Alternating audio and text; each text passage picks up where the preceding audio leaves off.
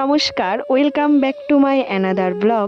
তো তোমাদেরকে তো দেখিয়েছি আগের ব্লগে যে আমাদের বাড়িতে এসেছে গোপাল ঠাকুর। তো এখন আসবে জগন্নাথ ঠাকুর। তো তার জন্য আমি পুরো ভিডিওটা একসাথে শেয়ার করব না, বিকজ এটা অনেকটা লং হয়ে যাবে। আর স্পিড বাড়িয়ে দিলেও ভিডিওটা দেখতে ভালো লাগবে না, তাই আমি স্পিড কমিয়েই ভিডিওটা করছি। তো সবকটা ভিডিওই আমি শেয়ার করব, আশা করছি আপনাদের ভালো লাগবে। তো এখন ওদের বাড়ির থেকে নেওয়া হবে জগন্নাথ ঠাকুরটাকে এখন বের করা হবে। তো জগন্নাথ ঠাকুরটাকে এখন ওরা বের করে নিচ্ছে। তারপরে জগন্নাথ ঠাকুরটাকে বের করার পর অনেক রিচুয়ালস আছে, তো সবকটাই আমি আপনাদের সাথে টুকিটাকি করে শেয়ার করেছি যতটুকু পসিবল হয়, যেহেতু আমার প্রতিটা কাজই আমাকে নিজেকেই করতে হয়। অন্য কেউ করলে আমার ঠিক তেমন স্যাটিসফ্যাকশন আসে না, তো তার জন্য আমি সব কাজ একা হাতেই করি। তো তার জন্য হয়তো সব কিছু আমি দেখানো আমার দ্বারা সম্ভব নয়, তবুও চেষ্টা করছি আপনাদের সাথে টুকিটাকি শেয়ার করার জন্য।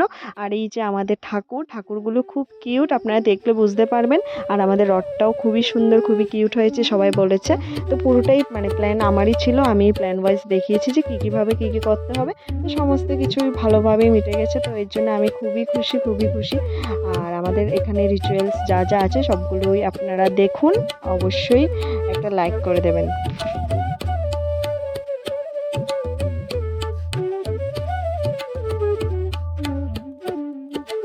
তো আমাদের যেটা রিচুয়ালস সেটা হচ্ছে আমাদের জগন্নাথ ঠাকুরটাকে নিয়ে রথটা চারদিকে 7বার প্রদক্ষিণ করতে হবে। তারপর না রথের যে চাকাগুলো হয় ওগুলোকে মানাতে হবে, দুর্ব, তারপরে ধান, সিঁদুর, তেল এগুলো দিয়ে মানাতে হবে। তবে যাই হোক, আমাদের এই রথযাত্রাটা না সবচেয়ে বেশি যারা উপভোগ করেছিল সেটা হচ্ছে আমাদের পাড়ার বাচ্চারা।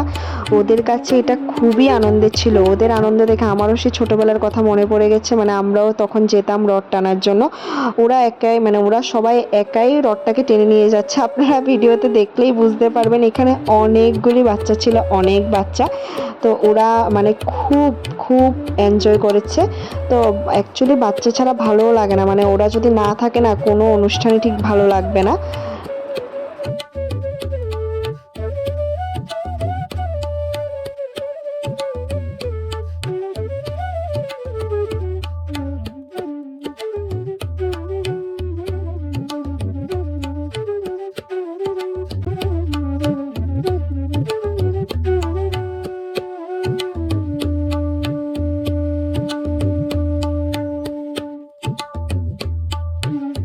তো এখন আমাদের রথটাকে নিয়ে যাওয়া হচ্ছে, আমাদের এখানেই কালী মন্দির আছে, আমাদের বিলোনিয়াতে অনেক কালী মন্দির আছে, সবকটাই খুবই সুন্দর। আপনারা যদি চোখে না দেখেন বুঝতে পারবেন না। তো আগের একটা ব্লগে তো আমি যে দক্ষিণেশ্বরী মন্দিরের মতোই কিছুটা আমাদের কালী মন্দিরটা, ওইটা তো আমি শেয়ার করেছি। আর এটা হচ্ছে এই কালী মন্দিরটার নাম হচ্ছে আনন্দময়ী কালী মন্দির। এটাও আমাদের বাড়ির খুব কাছে। তো আমরা এখানে শিব বাবাও আছে, মা কালীও আছে, তো সকলেই পুজো টুজো করে সোমবারে বা এমনিতেই শ্রাবণ মাস, ফাল্গুন মাস সব সময় এখানে পুজো করা হয়। তো এখন আমরা যাচ্ছি আমাদের উল্টো সাইডের রাস্তাতে, আমাদের রাস্তাটা হচ্ছে চারদিক থেকে 4টা দিক আছে, তো এটা হচ্ছে উপরের দিকটা। তো আমরা এখন এই রাস্তাতে চলে আসলাম, এখানেও অনেক লোক এসেছে। তো এখান থেকে তারপরে পুরো আবার বাড়িতে ঘুরিয়ে নিয়ে যাওয়া হচ্ছে। এই যে বাড়ির রাস্তাতে আমরা গলিতে ঢুকেও পড়েছি, সকল বাচ্চারা আছে, বাচ্চারা দেখেছেন তো খুব এনজয় করছে ওরা, খুব খুব।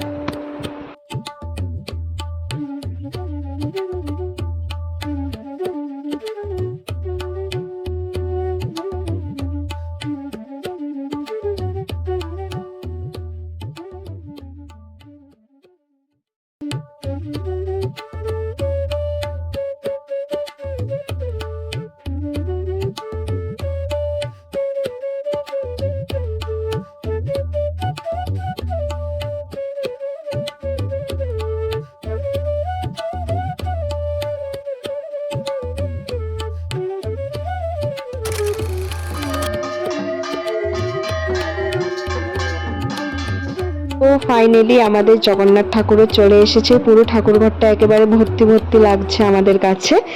তো এখন লোকজনও প্রায় সবাই আছে এখনো। আর এই যে আমার বাবাজির ঘরটাও আমি সব গোছানো কমপ্লিট, এই যে রান্নাঘরটাও গুছিয়ে নিলাম, কমপ্লিট করে দিলাম সব কিছু।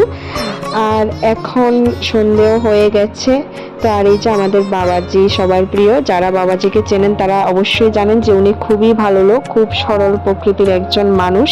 আর আমার সবচেয়ে ভীষণ ভালো লাগে যে উনি যে আমাদের গোপাল বাবাকে নিয়ে সব সময় গোপাল বাবার সেবায় ব্যস্ত থাকে, এটাই আমার মানে খুব ভালো লাগে। তো যাই হোক, তো আজকের মতো ভিডিওটা এখানেই এন্ড করছি, পরবর্তী ভিডিওতে অবশ্যই দেখা হবে।